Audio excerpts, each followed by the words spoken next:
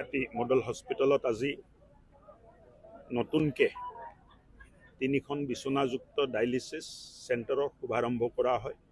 এই অঞ্চলত বহুত মানুহ আছিলে, ৱেটিং লিষ্টত চিভিল হস্পিটেলৰ ডায়ালিচিছ চেণ্টাৰত ৱেটিং লিষ্ট আছিলে, মানুহে ডিব্ৰুগড় যাব লগা হৈছিলে, যোৰহাট যাব লগা হৈছিলে। এতিয়া এই সুবিধাটো ইয়াত হোৱাৰ কাৰণে কিডনী ৰোগত আক্ৰান্ত হৈ থকা ৰোগীসকলে ভাল এটা সুবিধা পাব, সকাহ পাব। আদৰ্শ চিকিৎসালয় হ'ল, কিন্তু চিকিৎসালয়খনত পূৰ্ণাংগ ৰোগ লগ পোৱা নাই, চিকিৎসক যথেষ্ট কম, প্ৰসূতি বিভাগৰ চিকিৎসক নাই। চিকিৎসক স্পেচিয়েলিষ্ট চিকিৎসকৰ কিছু অভাৱ আছে আমাৰ অসমত এতিয়াও, কিন্তু লাহে লাহে MBBSৰ অভাৱ যেনেকৈ নোহোৱা হৈ গ'ল, অহা বছৰ বা 2 বছৰৰ ভিতৰত স্পেচিয়েলিষ্ট চিকিৎসক আমি পাই যাম। মেডিকেল কলেজ 14খন হোৱাৰ পিছত এই সুবিধাটো আমাৰ আছে। অনাগত দিনবোৰত এই মানে ডক্টৰৰ নাটনিৰ যিটো মানে কথাবিলাক ওলাই থাকে, অভাৱৰ কথা ওলাই থাকে, এইবিলাকো আমি চাব পাৰোঁ। চৰাইদেউ চিকিৎসা মহাবিদ্যালয় কেতিয়া আৰম্ভ? কামটো তীব্ৰগতিতে চলি আছে, মানে মইতো আশা কৰোঁ যে ফেব্ৰুৱাৰীৰ ভিতৰতে কৰিব পাৰিলে ভাল। আৰু এটা কথা আছিল যে অখিল গগৈয়ে এটা বিস্ফোৰক মন্তব্য কৰিছে, সেই সন্দৰ্ভত কি ক'ব? যিহেতু ভোটাৰ লিষ্টৰ পৰা নাম কৰ্তনৰ কথা তেওঁ অভিযোগ কৰিছে। ভোটাৰ লিষ্টত নাম অন্তৰ্ভুক্ত নাম কৰ্তন এক স্বাভাৱিক প্ৰক্ৰিয়া। মৰা মানুহৰ নাম কাটা যায়, 18 বছৰ হ'লে নামটো যোগ কৰা যায়। কোনোবাই যদি এটা সমষ্টিৰ পৰা এটা অঞ্চলৰ পৰা ওলাই বেলেগ জেগাত যদি শিফ্ট হৈছে, তেখেতসকলৰ নাম হস্তান্তৰণ কৰা হয়। আৰু এই প্ৰক্ৰিয়াটো ইলেকশ্যন কমিশ্যনৰ 6 মাহ মূৰে মূৰে চলি থাকে, ইয়াত নতুন একো নাই। ষাঠিটা সমষ্টি আপোনাক নাম কৰ্তন কৰিবলৈ দায়িত্ব আছে বুলি কৈছে। 60টা সমষ্টি ক'ত 60টা সমষ্টিত আপোনাক দায়িত্ব। এইটো কেনেকৈ সম্ভৱপৰ হ'ব পাৰে, মোক এটা কথা বুজাই দিয়কচোন।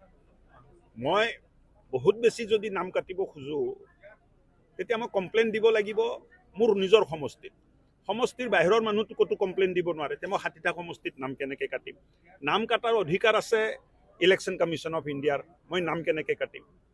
নাম কাটাৰ অধিকাৰ ইলেকশ্যন কমিশ্যনৰ তাত আছে যদিও প্ৰথমে ইলেক্ট্ৰল অফিচাৰ সমষ্টি যিজন থাকে তেখেতে নটিচ কৰিব লাগিব যাৰ নাম কাটিছে। চ' এই জটিল এক প্ৰক্ৰিয়া আছে, ইয়াত এটা তুলংগা মন্তব্য দি ৰাইজক বিভ্ৰান্তিকৰ কৰাটো উচিত নহয়। গণতন্ত্ৰত কথাবোৰ কওঁতে অলপ সাৱধান হ'ব লাগে, আৰু এই কথাবোৰ ক'লে মানুহৰ গণতন্ত্ৰৰ ওপৰত বিশ্বাসটো কমে। আৰু এইটো জনপ্ৰতিনিধিয়ে কোনোদিন কৰিব নালাগে যে গণতন্ত্ৰক কমজোৰ কৰাৰ কাৰণে আমি কাম কৰিম। আমাৰ দায়িত্ব হ'ল, ৰাইজে আমাক জিকাইছে, জনপ্ৰতিনিধি বনাইছে, আমাৰ দায়িত্ব হ'ল যে গণতন্ত্ৰক আমি কেনেকৈ মজবুত কৰিব পাৰোঁ। 60টা সমষ্টিত অশোক সিংঘলক দায়িত্ব, মানে অশোক সিংঘল কেনেকৈ কাটিব 60টা সমষ্টিত? এতিয়া চৰাইদেউ সমষ্টিত মই নাম কাটিব পাৰিম নেকি? এই সোণাৰী সমষ্টিত মই নাম কাটিব পাৰিম নেকি? মই কমপ্লেইনে দিব নোৱাৰোঁ ইয়াত। BLOৱে মোৰ দিয়া কমপ্লেইনটোৱে নলয়। মই য'ত ভোটাৰ হৈ আছোঁ, মই তাতেহে কমপ্লেইনটো দিব পাৰিম। ভোটাৰ নথকা জেগাত মই ক'ত কমপ্লেইন দিম? অখিল গগৈৰ সন্দৰ্ভত কি ক'ব? মই ক'লোৱে চব, তেখেতৰ কোৱা কথাৰ ওপৰতে মই কথাটো ক'লোঁ।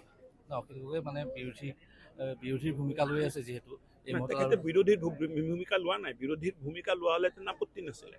তেখেতে সমাজত বিভ্ৰান্তি সৃষ্টি কৰাৰ কাৰণে ভূমিকাটো লৈছে। এক অৰাজক পৰিস্থিতি হওক, এই ভূমিকাটো লৈছে। এইটো উচিত নহয়। জনপ্ৰতিনিধিয়ে কথা কওঁতে সাৱধান হ'ব লাগে, কিয় জনপ্ৰতিনিধিৰ কথা মানুহে শুনে। তাত তুলঙা মন্তব্য এটা দি গোটেই গণতন্ত্ৰৰ ওপৰত ৰাইজৰ বিশ্বাসটো হানি কৰা উচিত নহয়। বিৰোধীৰ মিত্ৰতা সন্দৰ্ভত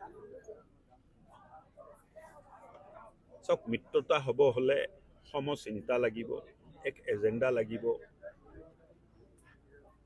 এক উদ্দেশ্য লাগিব। এই মিত্ৰতাৰ উদ্দেশ্য কি, এইটোতো ধৰাত নপৰে। কোনো কমন এজেণ্ডা নাই। আৰু মই ভাবোঁ যে ভাৰতীয় জনতা পাৰ্টি নেতৃত্বাধীন চৰকাৰে মুখ্যমন্ত্ৰী ডক্টৰ হিমন্ত বিশ্ব শৰ্মাৰ নেতৃত্বত যিখিনি কাম কৰিছে, উন্নয়নৰ কামেই হওক, বিকাশৰ কামেই হওক, এক সুৰক্ষিত অসমৰ কামেই হওক, আত্মনিৰ্ভৰশীল অসমৰ বুনিয়াদৰ কামেই হওক, এই গোটেই কাম ৰাইজে পুংখানুপুংখভাৱে ৰাইজে চাই আছে। আৰু উচিত সময়ত ৰাইজে বিৰোধীসকলকো উচিত উত্তৰ দিব। আৰু আকৌ এবাৰ ভাৰতীয় জনতা পাৰ্টিৰ প্ৰতিষ্ঠা ডক্টৰ হিমন্ত বিশ্ব শৰ্মাৰ নেতৃত্ব।